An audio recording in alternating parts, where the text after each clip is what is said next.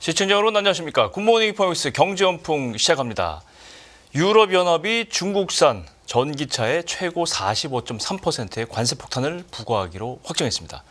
EU 집행위원회는 반보조금 조사 결과 중국산 전기차 수입품에 대해서 5년간 확정적 상계 관세를 부과한다고 밝혔는데요. 이 내용 유진투자증권 리서치센터 이재일 팀장님과 알아보겠습니다. 어서 오십시오. 안녕하십니까. 드디어 중국산 전기차 수입품에 인상 관세가 붙었네요. 어제 0시부터 이제 발효가 됐는데요. 기존에는 일반 관세율 10%만 적용하다가 35.3%포인트의 최대 추가 관세가 이제 붙게 되는 건데, 그래서 이제 45% 넘는 관세가 부여되는 거죠. 보니까 이 관세 폭은 업체별로 좀 차등 적용되는 것 같은데, 그렇게 되면 중국 상하이의 제조 공장인 테슬라 같은 경우는 어떻게 적용이 될지 궁금하기도 하고, 어떻게 적용받겠습니까, 이거는? 지금 말씀하신 것처럼 이제 차등 적용이 돼서요. 네. 테슬라 같은 경우에는 가장 낮은 세율이 이제 관세율이 적용이 됐습니다. 그래서 7.8%를 추가로 적용을 해서 17.8%로 이제 유럽 쪽에 수출을 하게 되고요. 중국에서 만들었다고 하더라도. 그렇죠. 중국에서 만들었을 경우에 17.8%의 관세율이 붙게 되는데, 근데 이제 중국 로컬 기업들에 비해서는 상당히 좀 완화된 관세율이 적용이 됐다라고 볼 수 있을 것 같습니다. 그러니까 유럽의 조사에 대해서 최대한 가장 협조적으로 정보 공개를 했기 때문에 거기에 대해서 페널티를 좀 완화를 해준 것으로 보이고요. 이 정도 관세율로는 뭐 유럽 시장에서의 어떤 경쟁력이 크게 훼손되지는 않을 것 같고, 다만 이제 그래도 이제 관세가 추가로 붙는 거기 때문에 손익에는 조금 영향이 미칠 것으로 좀 이렇게 예상이 됩니다. 그래서 최고 관세가 부여된 업체들은 상당히 타격이 있을 것 같은데. 그렇죠. 근데 뭐 그런 기업들 같은 경우에는 실질적으로 유럽에서 이제는 수출을 하는 거는 거의 뭐 포기하는 거 아닌가 뭐 이렇게 생각될 정도로 뭐 조사에도 협조를 안 했다라는 거거든요. 그렇죠. 그렇기 때문에 뭐 유럽 현지에 이제 공장을 짓는다든지 아니면 수출을 안 한다든지 뭐 이런 식으로 대응을 해야 될 것 같습니다. 그렇죠. EU의 중국산 전기차 수입품에 대한 관세 폭탄이 뭐 전체적인 전기차 시장에 어떤 영향이 좀 있을지 그것도 좀 궁금한데요. 전체 시장 영향으로 봤을 때는 일단 EU랑 중국 간의 무역 갈등이 좀 격화될 가능성이 있거든요. 그러니까 유럽에서 지금 중국산 전기차에 대해서 관세 폭탄을 매긴 거기 때문에 중국에서도 거기에 대해서 좀 반격을 가할 가능성이 있습니다. 그래서 이게 지금 중국 내에서 자동차를 판매하고 있는 독일 메이커들이라든지 뭐 자동차 메이커들이 전반적으로 중국 시장 내에서 굉장히 어려워질 수도 있고, 그리고 유럽에서 중국으로 수출되는 품목들에 대해서 또 상계 관세를 부과한다든지 이런 식으로 전개가 될 가능성이 있기 때문에 양국 간에 이제 상당히 좀 힘든 국면이 나올 것 같고요. 반대로 이제 한국 메이커들 같은 경우에는 거기서 또 반사소리를 볼 수 있는 부분도 있기 때문에 그 부분은 좀 국내 메이커들한테는 긍정적으로 볼 수 있을 것 같습니다. 그렇군요. 결과가 나와봐야 알겠지만 일단은 그렇게 예상을 할 수 있다, 이렇게 정리가 되는데요. 이제 뭐 미국 대선이 이제 일주일 앞으로 다가왔는데, 미국 대선 관련된 산업적 동향이라든가 영향은 이제 제 1번이 전기차 부분이 아니었을까 싶은데, 이 도널드 트럼프 전 미국 대통령이 재선에 성공하면 일론 머스크의 테슬라 자동차에 대해서만큼은 유리할 것이다, 이런 얘기들이 좀 나오더라고요. 이게 상식적으로 보면은 트럼프는 미국 정부의 전기 자동차 진행 정책을 좀 폐기할 거다, 이렇게 공약을 해뒀는데, 네. 테슬라가 지금 미국 전기차 자동차의 절반 정도를 차지하는데, 근데 이런 유리할 것이다, 이렇게 전망 나오는 건 어떻게 된 겁니까? 거기에는 이제 뭐 몇 가지 유리할 수 있는 시나리오가 있긴 합니다. 그러니까 네. 전체적으로 봤었을 때 정차 시장 전체를 놓고 봤었을 때는 아무래도 이런 환경 규제라든지 이런 부분들이 완화가 되면은 시장 성장 속도가 둔화가 될 가능성이 있지만, 테슬라라고 하는 하나의 업체만 놓고 봤었을 때는 좀 플러스가 될 수 있는 부분들이 있거든요. 예를 들어서 지금 FSD 자율주행 기술 관련해 가지고 규제를 완화를 해준다라든지, 아니면은 지금 뭐 오토파일럿 관련해서 소송 관련된 부분이 있는데 이런 부분에 대해서 좀 테슬라한테 유리한 방향으로 규제 정책이 흘러가게 되면은 상당히 좀 부담이 많이 덜게 되거든요. 테슬라가 전기차 시장에서 이런 좀 선도적인 지위를 누리는 데 있어서는 전기차를 판매하는 메이커라는 것도 있지만 이런 소프트웨어, FSD 관련된 기술력을 통해서 경쟁 우위를 가져가는 부분이 있기 때문에 오히려 시장에서 보조금이나 어떤 환경 정책보다도 이런 소프트웨어 쪽에서의 플러스 효과를 통해서 시장 지배력을 다시 한번 가져올 수 있을 것이다. 뭐 이렇게 볼 수도 있을 것이고요. 그리고 또 하나 측면은 지금 미국 시장에서 전기차 시장의 가장 큰 문제점 중 하나는 경쟁이 너무 좀 과열되고 있다는 점인 것 같아요. 그렇죠. 그러니까 왜냐하면 환경 규제가 강화가 되면 될수록 모든 오토메이커들이 전기차를 의무적으로 일정 수준 이상 팔아야 되는 상황이 되기 때문에 예. 어떻게 보면 좀 덤핑이 되는 측면이 있습니다. 그래서 이런 것들이 해소가 되면은 규제가 완화됨으로써 시장에서의 어떤 공급이 어느 정도 좀 축소가 되고 그러면서 테슬라 같은 경우에는 오히려 시장 지배력이 더 강할 수 있는 이런 계기가 될 가능성도 있습니다. 그렇군요. 전체적으로 이제 다른 경쟁 업체들에게 좀 불리하게 작용할 수 있는데 그런 측면들 때문에 테슬라는 좀 더 상대적으로 이제 유리할 수 있는 입장이 될 수 있다. 불리하다기보다는 네. 지금은 사실은 손실을 보면서라도 억지로 전기차를 팔아야 되는 입장이라 한다면은 예를 들어서 뭐 GM이나 포드 같은 경우에는 거의 뭐 조단위 적자를 내면서 전기차를 팔고 있거든요.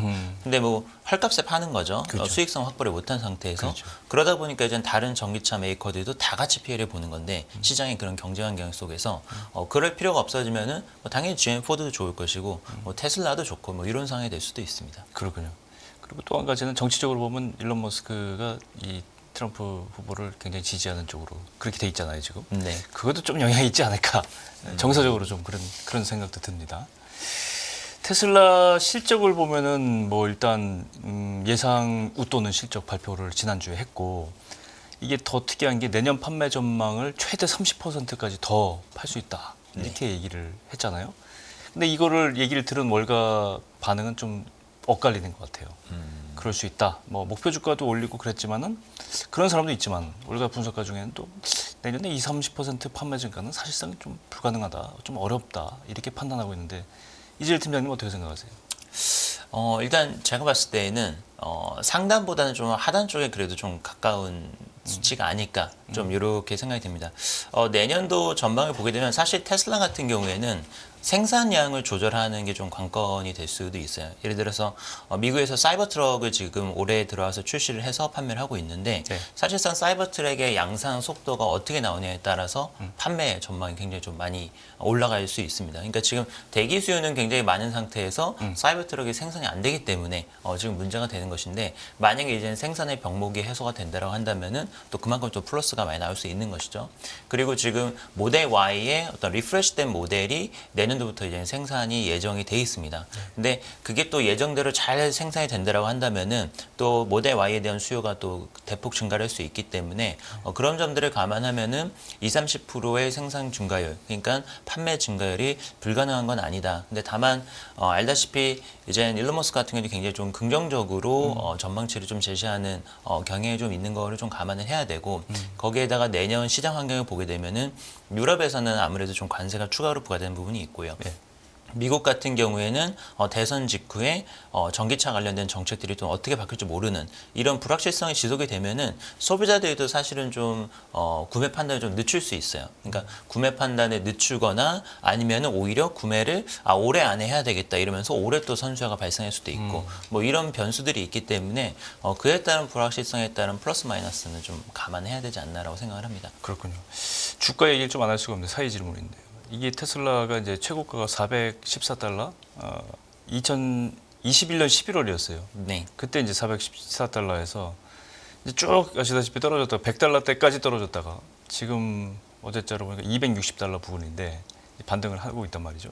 주가 차원에서 보면 이게 이 매출 성장세하고 비슷하게 궤적을 같이 할 것 같은데 다시 정고점을 뚫을 수 있냐? 뭐 이렇게 투자자들은 많이 좀 여기에 이제 포커싱을 하고 있는 것 같은데 주가 측면에서 어떻게 좀 예상하세요? 그러니까 뭐 몇 가지 조건이 갖춰져야 된다라고 생각을 하는데 일단은 그때랑은 성장률이 지금 굉장히 많이 차이가 납니다. 왜냐하면 2021년도, 22년 당시에는 50% 이상의 판매 성장률이 나오던 시기고요. 그렇죠. 올해 같은 경우는 사실 판매 성장률이 전년하고 거의 비슷하거나 3분기 누적으로는 마이너스거든요. 그러니까 판매 성장률에서 솔직히 내년에 20-30%를 달성한다 하더라도 과거 대비해서는 뭐 절반 수준밖에 안 되는 거기 때문에 네. 그 정도 이제는 성장률을 지금 보여주고 있지는 못하다라고 봐야 될 것 같고요. 그리고 두 번째는 지금 테슬라의 정차 경쟁력이 압도적이냐라고 하면은 21년도, 22년도에는 정말 압도적인 경쟁력을 보여줬었지만 지금은 사실 그렇지는 않은 상황이거든요. 그래서 일단 성장률이 과거 같은 고속 성장률로 다시 한번 갈 수 있느냐, 그리고 두 번째로 압도적인 경쟁력, 이거는 소프트웨어랑 연관이 된다고 생각을 하는데 뭐 내년도 상반기 혹은 뭐 내년도 중으로 예정이 된 저희가 unsupervised FSD라고 하는데, 그러니까 지금까지는 레벨 2, 3 수준 정도의 supervised FSD 자율주행 기술을 보여줬다라고 한다면은 내년도에는 레벨 4를 이제 기존 모델 3나 모델 Y에다가 공개를 하겠다라는 게 테슬라 정책이거든요. 그래서 그런 것들이 정말로 되느냐 안 되느냐에 따라서 좀 달라지지 않을까라고 생각이 됩니다. 테슬라도 테슬라지만 현대차 얘기를 안 할 수가 없어요. 그죠? 이 컨셉트카 원래는 세븐 이렇게 불리는 자동차인데 대형 전기 스포츠 유틸리티 차량 SUV 아이오닉 9 11월 초에 이제 공개가 될 예정입니다. 티저 이미지도 나왔죠. 이게 아이오닉 9은 현대차 그룹 전용 전기차 전용 플랫폼 AGMP에 기반한 현대차의 세 번째 모델이다. 이렇게 설명을 하고 있는데 이거 좀 모델 좀 소개 좀 해주세요. 아이오닉 5, 아이오닉 6, 뭐 그리고 이제 세 번째로 나온 아이오닉 9 예. 모델이 될 것 같고요. 넘버링을 봤었을 때는 현대차 아이오닉 시리즈 중에서는 가장 큰 모델이 될 것 같습니다. 9이기 때문에. 네네. 그래서 준대형 SUV 사이즈로 공개가 될 예정이고요. 원래 7으로 명명을 하려고 했었던 거는 제가 봤을 때는 아마 요것보다도 더 큰 모델의 SUV 전기차를 출시를 할 계획도 있었던 것 같아요. 근데 그렇게 가기보다는 요 사이즈를 지금 가장 큰 전기차 모델로 가겠다라고 결정을 한 것 같습니다.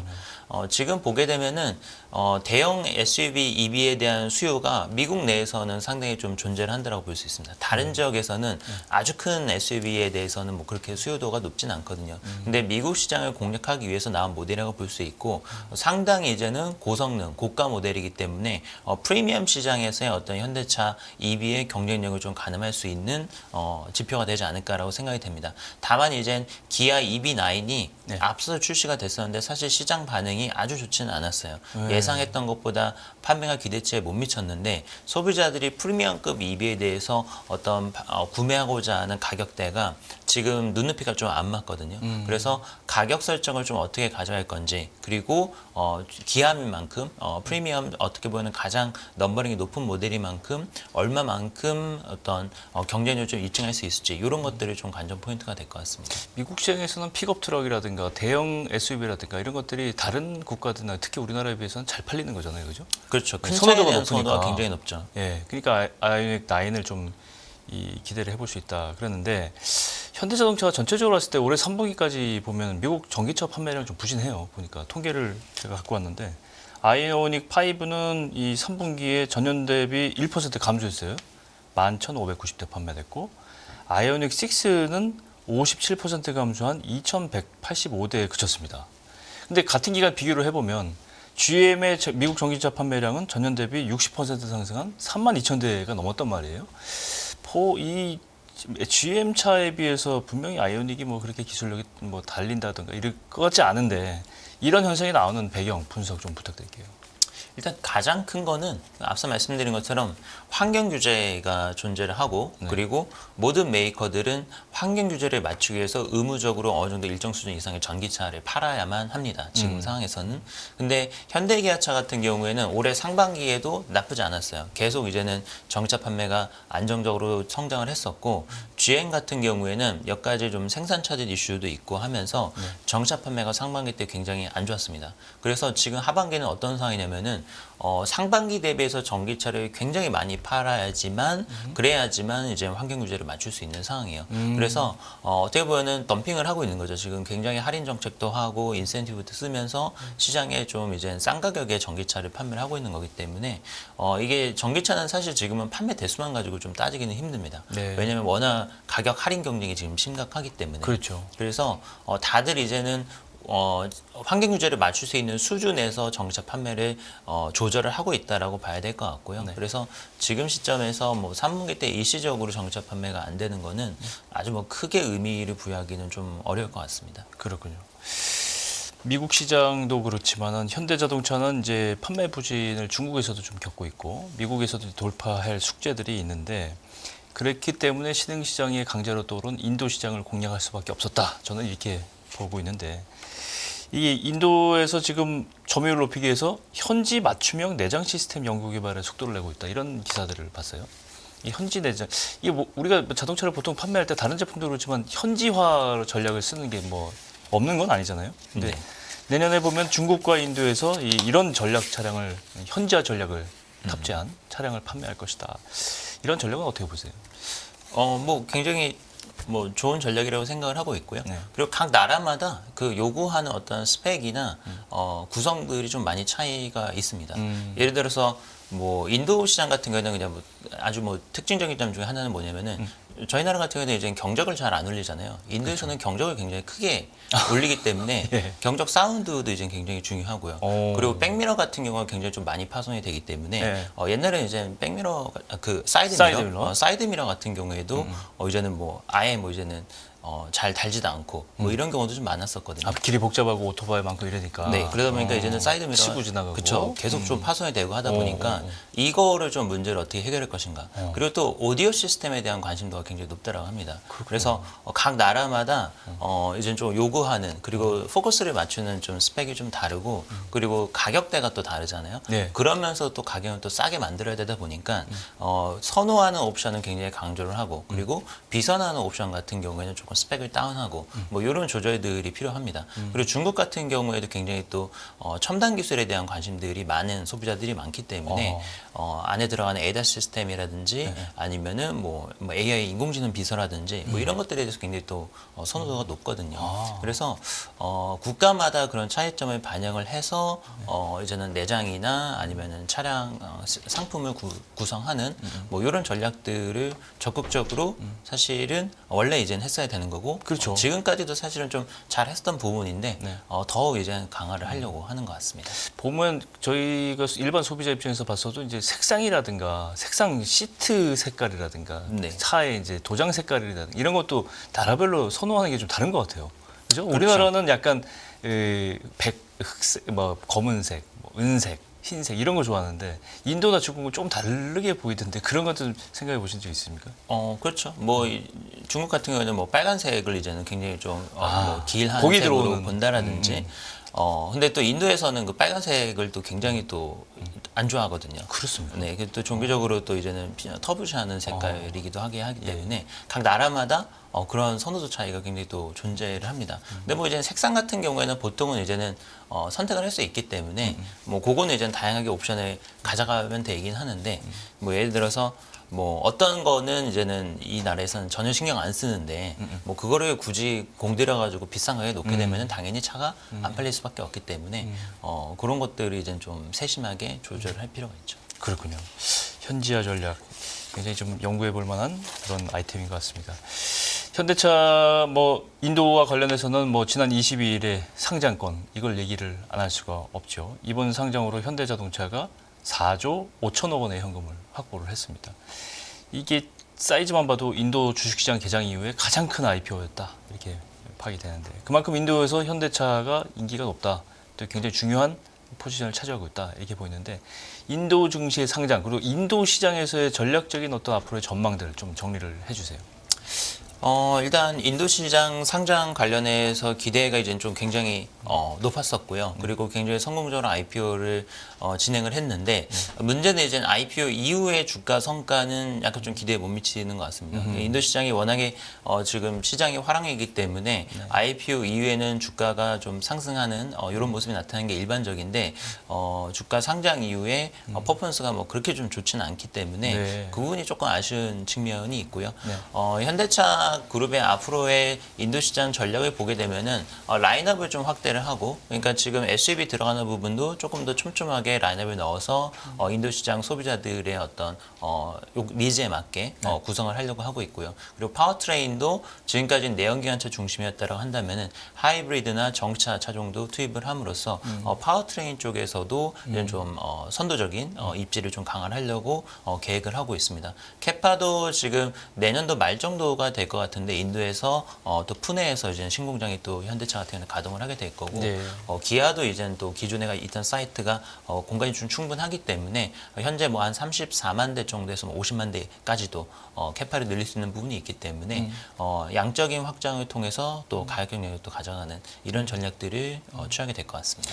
인도에서의 현대차 뭐 잘 좀 진행이 돼야 될 텐데 과거의 다른 외국 업체들을 보면 인도 시장의 성적이 좋지는 않았어요. 물론 과거지만 예를 들어 포드 같은 경우는 뭐 출시하고 25년 만에 21년이죠. 2021년에 일단 철수를 해버렸고요. 그다음에 제너럴 모터스도 수익성 악화 때문에 2017년에 인도 시장에서 좀 철수했어요. 근데 현대자동차도 사실 같은 여건, 같은 조건들을 분명히 겪을 거란 말이죠.